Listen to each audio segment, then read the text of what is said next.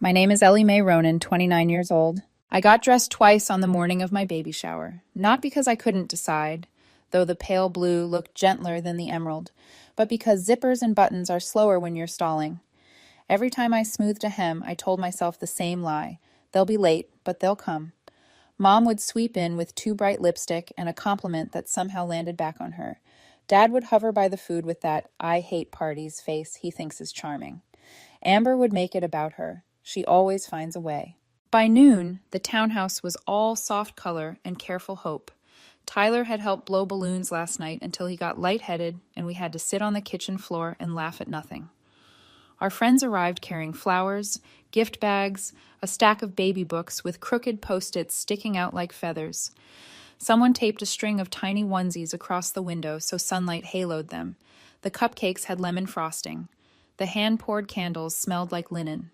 On a table in the corner, a glass frame read, "Welcome, baby. You are already loved." I kept a smile on because I know how to be a good host even when I'm an aching person. People touched my belly and told me I looked radiant. Inside, I felt like a window with a crack running from top to bottom. Still standing, but one good slam away from shattering. At 1:07, I texted Mom a heart and the address again. At 1:41, I walked into the hallway and stared at the door like staring could make a knob turn. At 2:12, my phone buzzed. No caption, just a photo. Mom, Dad, and Amber on a winery patio. Sunlight on glass, wine flights lined in front of them like a chorus. Amber in oversized sunglasses, smiling with her whole face. Mom's grin like a trophy. Dad squinting into the good life. The noise around me thinned to a bell tone. For a second, I couldn't hear the room at all. It was just me and the rectangle of proof in my hand. I typed, "Did you forget what today is?" 4 minutes passed long enough to fold an entire life. Then Mom replied, "Amber's had a hard year. She needed this. She's the real daughter anyway. You'll be fine." Something didn't crack. It broke, the way a bone breaks when it's already stressed to a hairline and then you step down wrong. I sat on the edge of my own party and counted bills in my head the way other people count their breaths. The mortgage top-ups, the temporary cell plan that somehow still had 3 lines, the gap payments for their insurance, the $3,000 Amber stipend that hit like clockwork on the 5th because she was always between changes, the property tax shortfall I covered last spring, the therapy invoices, the vet bills for a dog I've never met because he's family too. Tyler stood beside me without asking questions. He handed me water, steadied me with a palm on my shoulder blade. I think he knew before I did. This wasn't a disappointment. This was a pivot, a world tilting and deciding to stay that way. When the last guest left and the ribbons were a mess on the floor, we sat on the couch in silence that wasn't empty. "What now?" he asked. I looked at the framed sign from the book table, "You are already loved," and felt something like grief for the girl who kept trying to earn that sentence. "One thing," I said, "consequences coming." Sleep and I aren't on speaking terms lately, but that night I didn't even pretend to try. At 9:30 the next morning, my phone chimed a different tone. Bank alert. Attempted transfer $2,000 from L. Ronan Business Checking. Amber R. Pending 2-factor approval. The screen blurred. I didn't blink. I hadn't authorized anything. The only person who ever had access to my QuickBooks when I was building the company on takeout containers and hope was my mother. I never removed her login. I didn't think I had to. I froze. Not my face. My accounts. Business. Personal. Every card and line. I changed passwords. I added hardware keys. I turned on alerts so aggressive they'd wake a graveyard. Tyler moved in sync with me, pulling the file box, flipping to the tab we'd labeled Finance. Shared back when we thought shared meant generosity instead of vulnerability. He didn't say "I told you." He said "I've got your back," and I believed him. At 11:45, the calls started. Mom, then Amber, then Dad, then Amber again, like persistence could rewire a boundary. 8 missed calls in an hour. No voicemails, just panic tapping at the edges. I let the silence ring. That kind of silence hits different when you've built a life on answering early. I didn't start with the fireworks. I started with the matches. I opened the grocery delivery account I'd created for my parents 2 years ago after Dad called from the store with a card decline and a voice like a wound. It was under my name, tied to my business Amex. Paused. I scrolled to the recurring transfer to Amber, $3,000 on the 5th, and hovered over delete. I didn't delete it. I hit pause because I wanted her to feel the stop. I changed the Amazon Prime password and turned off connected devices. Somewhere, an old Western froze mid-shootout. Spotify. Family. Every name gone but mine and Tyler's. The cell plan. I moved my number to a personal account and left the rest to evaporate. I didn't rage. I clicked. That night I told Tyler I needed to wipe the slate. He disappeared into his office and came back with a yellow legal pad, sat cross-legged on the carpet, and said, "Tell me everything." It turns out everything can fit on 27 lines, if you're honest. We wrote until midnight. We didn't call it a ledger. We called it a map of how I lost myself. The next day, the fallout tried on disguises. Mom left a voicemail like we'd spoken yesterday about normal things. "Hi, sweetie, just checking in. Love you," Amber texted. "Hey, something weird happened with the account." I wrote back, "I checked. It was weird." Uncle Mark called to say, "Family sticks together," which he also says before asking for silent stakes in gyms that don't exist. I blocked him. Aunt Rachel texted Tyler instead of me to suggest my hormones were making me dramatic. Tyler handed me the phone. "Say the word." I didn't. I just blocked her. By afternoon, Amber's Instagram story was a black square with white font like a digital headstone. Some people think money gives them permission to control everyone. Newsflash: family isn't a bank. That one almost made me laugh. I screenshot it and put it in a new folder named Narratives, because on some level I understood this wasn't just about money. This was about the story she needed to tell so she could live with herself. That weekend, Tyler drove us 2 hours north to a cabin with no Wi-Fi and pancakes that tasted like camp. He packed the first baby book we ever bought and a Polaroid camera with 3 shots left. We made bad syrup better by laughing at it. For 48 hours, Unreachable was a balm. When we got home Sunday night, the inbox waited with one new email from Dad. Subject: "Let's fix this." Body: "You're going to regret this, Ellie." I didn't reply. I didn't forward it. I printed it, slid it into a fresh manila folder, and highlighted the sentence in red. This wasn't a family problem anymore. It was a boundary problem. And I was finally treating it like one. Later, Amber called. I let it ring while I folded onesies that still smelled like the drawer. Her voicemail tried on sincerity like a sweater in a store mirror. "I didn't know they were skipping your shower till last minute. I thought you were fine. I mean, it's just a party. You're overreacting." Just a party. I stared at the cloth in my hands and understood that I had trained them not to feel the cost of anything. I had held the weight for so long they thought gravity was a choice. The next morning, I opened a new tab, Bank Fraud, and filed a report. The device fingerprint on the attempted transfer matched Mom's IP. They didn't say it outright. They didn't have to.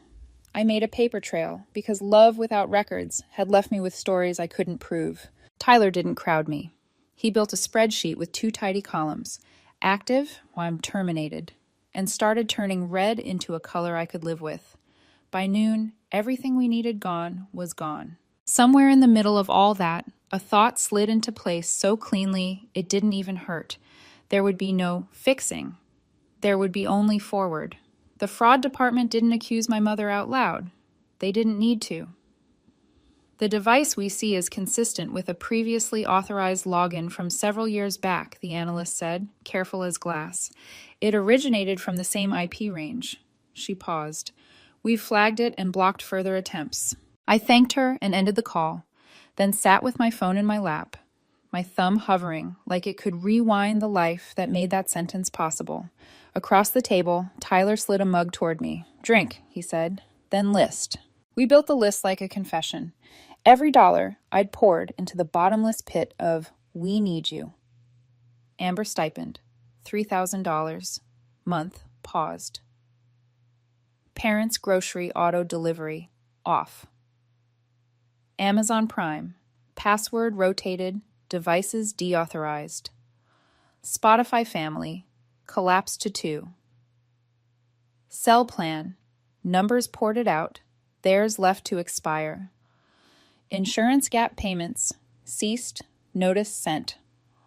Property tax shortfall last year recorded, no repeat. Vet bills, therapy copays, Uber gift cards terminated. 27 lines in all, some tiny, some humiliating in scale. Tyler totaled it and whistled low. This could be a down payment on a house, he said, or college. He didn't say for who. My phone lit with a parade of names I didn't owe. Uncle Mark, Aunt Rachel, one of Dad's friends from the golf course, a cousin who only ever texts when Amber is too embarrassed to. The messages were rehearsed. You've changed. Hormones. Family sticks together. We're all worried about you. I blocked them like a habit I should have learned years ago. Amber's story sprouted replies from strangers who only knew the melodrama version. Some people think having money gives them the right to control everyone. I didn't respond. I screenshotted and filed under narratives next to Dad's. You'll regret this email, the way you keep a record of a storm's path even after the sky turns blue. By lunchtime, I was exhausted in the way people get when they redraft their lives in a single morning. Tyler didn't ask for a break. He ordered one. We drove to the tiny diner on the corner and ate pancakes that tasted like they were pretending to be cake. And for 20 minutes, I felt a flicker of normal like a visitor who might stay. Back home, I opened a new browser tab and typed formal disassociation with relatives, a phrase I didn't know existed until our accountant mentioned it during a tax scare when Mom forgot to file something big. The law had a shape for this. It was a relief to borrow it. I filed the paperwork that officially documented that I was not financially tied to them. I removed Mom and Dad as emergency contacts. I updated my will. Boundaries, it turns out, also have forms. At 3, a box arrived on the porch. No return address, but the handwriting slid across the label in a loop I'd seen on every birthday card since I was 10. Mom. Inside, our childhood photo album, the one she'd claimed she lost in a movie. Taped to the cover, a note. Family doesn't throw family away. I didn't open it. I put the box in the hall closet and shut the door. By 5, Amber tried a different angle. She texted, "Hey, account glitch? Can you check?" I typed, "I checked." It was weird. No reply. That night, the ledger sat on the coffee table like a new kind of mirror. I ran my finger down the columns and felt a slow heat rise, the kind that isn't anger so much as awareness. Tyler sat beside me, knee touching mine, saying nothing, which was the best thing he could say. The next morning, the quiet broke in a new register. "Hey," Tyler called from his office, voice tight. "Did you apply for a loan in Arizona?" I laughed, too quickly. He forwarded the email. Gretchen from a Tempe credit union, just confirming a cosigner authorization. My name, my address, my social security number, my digital signature, sloppy enough to be insulting. Primary applicant, Greg Ronan. My father. The floor tipped. I dialed the credit union and went straight to fraud. They had a copy of the application. They had an IP address. It matched the house in Scottsdale where my parents live. I stayed on the phone and opened a new tab, Identity Theft Resource Center, and followed the steps. Freeze credit. Notify bureaus. File police report. The officer who took the statement asked if I wanted to press charges. I looked at my belly, felt the child inside roll like a tide, and wanted to say no, because the ghost of the girl I'd been still wanted to keep the peace. Tyler's voice cut through that fog. File it. By noon, the practicalities were done. That should have made me feel safe. It made me feel legal, which isn't the same thing. At 2, my phone buzzed again. Unknown number. Amber. You really reported Dad? Are you insane? He's your father. He was just trying to help Mom with the bills. I typed back, he was a father. Then deleted and wrote, not anymore. The flood began. Paragraphs of accusation. The words jealous, vindictive, cold, thrown like dishes. I read them until my eyes watered, not from sadness, but from the itch of realizing none of it was original. It was a chorus she'd been taught to sing before she knew the melody. Then a line that pinned it all to the wall like a specimen. Mom says she only took money because you owe her for everything she did for you growing up. Oh.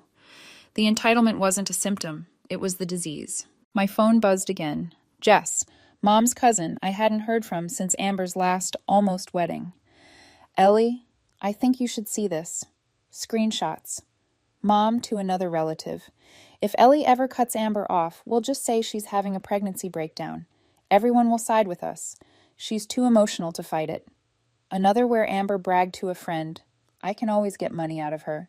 Ellie hates confrontation. I didn't finish reading. I handed the phone to Tyler like it was hot.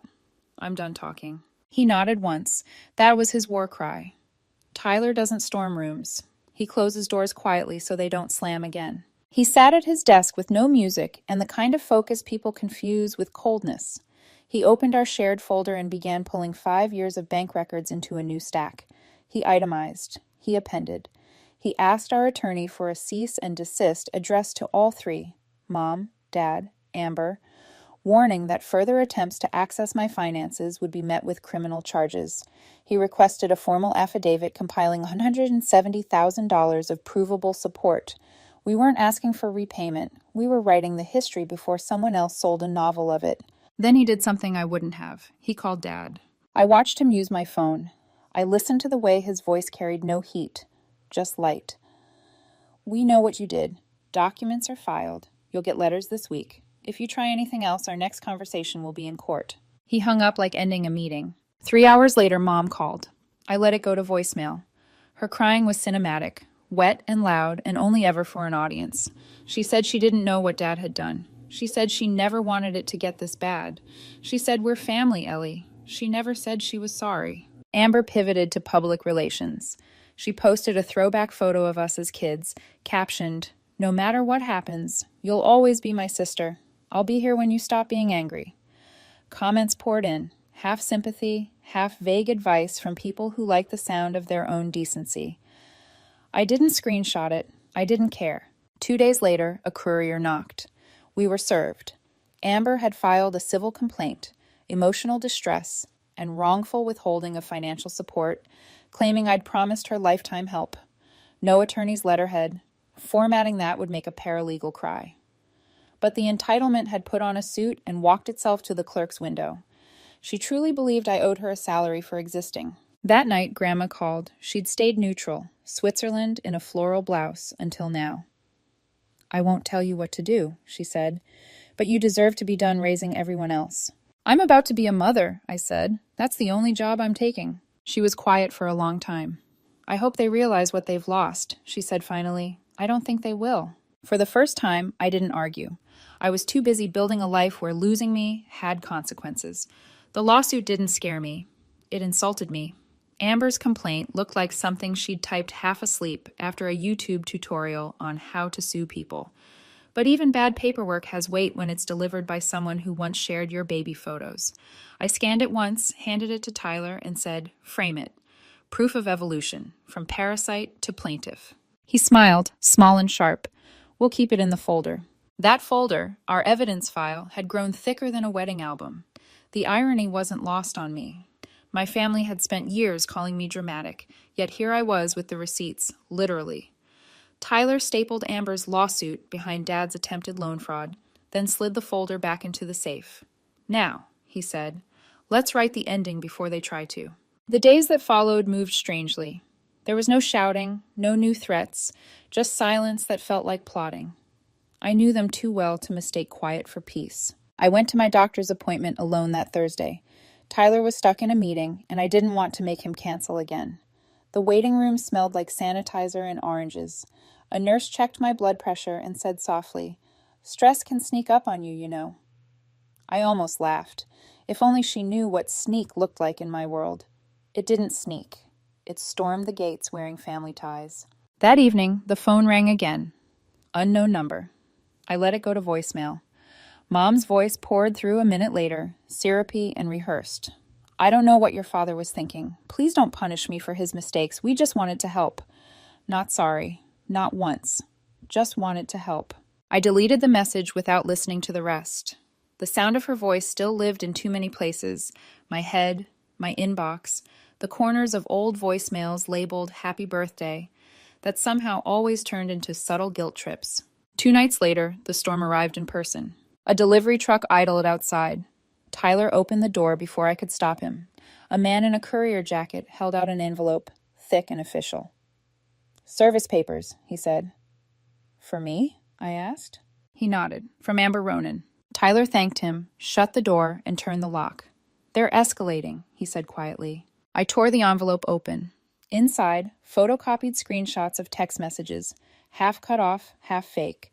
A judge wouldn't last 5 minutes before laughing this out of court. Still, the edges of the pages trembled in my hands. Tyler saw it and took the papers gently. "Let me," he said. "You don't have to touch their mess anymore." That was the moment I decided he would handle the rest. I was done. The next morning, while I was slicing apples, I felt the first cramp. Not the polite kind that hints, the kind that announces. I froze mid-motion, knife halfway through the fruit, breath caught somewhere between panic and recognition. "Ty," I called. He was upstairs but heard the shift in my voice.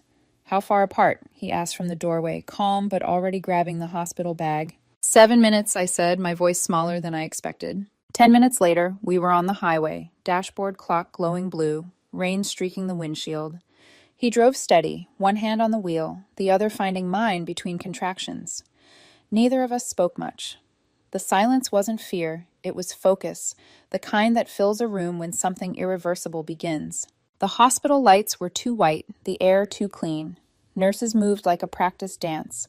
Monitors beeped in time with my heartbeat. Tyler stayed beside me, a quiet anchor. Hours blurred. The pain was a language, primal and endless. Somewhere in the middle of it, I realized the only people I wanted in this room were already here. The only family that mattered was the one we were creating, heartbeat by heartbeat. At 4:17 a.m., our son arrived. He didn't cry right away, just looked at us with an expression I can't describe, like he was judging whether we deserved him. Then came the wail, high and perfect, slicing through the sterile air.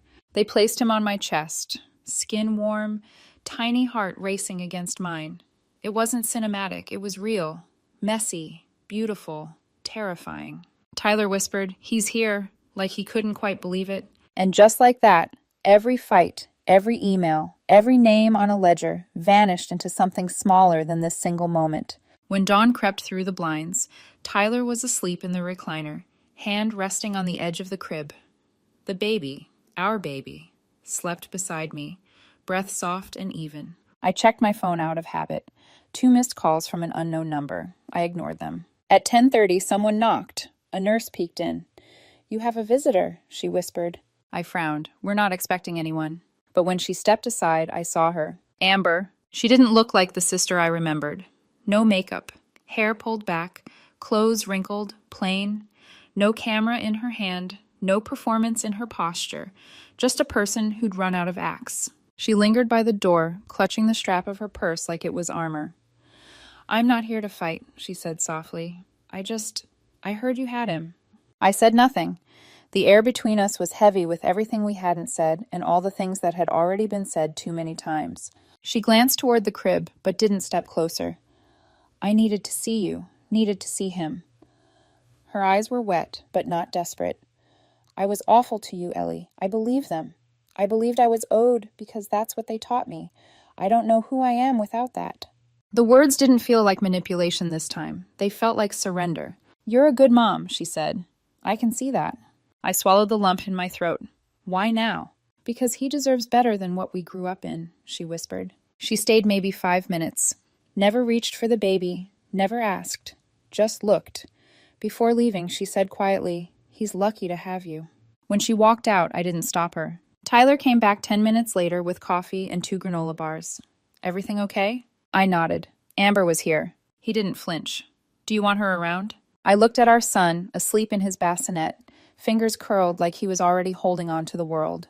"Maybe someday," I said, "but not yet." Mom and Dad never showed. No flowers, no calls, nothing. And for the first time, that silence didn't sting. It soothed. It meant freedom. When we were discharged 2 days later, the sky outside the hospital was pale blue, the kind that looks freshly washed. Tyler buckled the car seat with surgeon precision while I stood beside the door, clutching the handle like it was a bridge to something new. He looked up. "Ready?" I nodded. Finally. Back home, the nursery smelled like paint and lavender. The locks were new. The accounts were clean. Every trace of them. Every login, every favor, every obligation was gone. Tyler set the carrier down and whispered, "Welcome home, little man." I ran my hand along the crib rail, feeling the grain of wood against my fingertips. This house, this life, it was ours now. For the first time in years, I didn't feel watched. I didn't feel owned. I didn't feel like someone's emergency exit. I sat on the edge of the bed and watched my son sleep. He looked peaceful, untouched by any of it, and I thought, this is what it means to start over. No apologies, no reconciliations, just space where a family used to be and a new one growing quietly in its place. That night, as Tyler turned off the lights, he glanced at me. "You're thinking again." "I'm just grateful," I said, "and tired." He smiled. "That's parenting." I laughed softly. "Feels better than surviving." He leaned over and kissed my forehead. "That's because it is." Outside, the wind moved through the trees. Inside, the baby's steady breathing filled the dark. Karma didn't need an audience. It had already done its work. And the only sound left in the house was peace.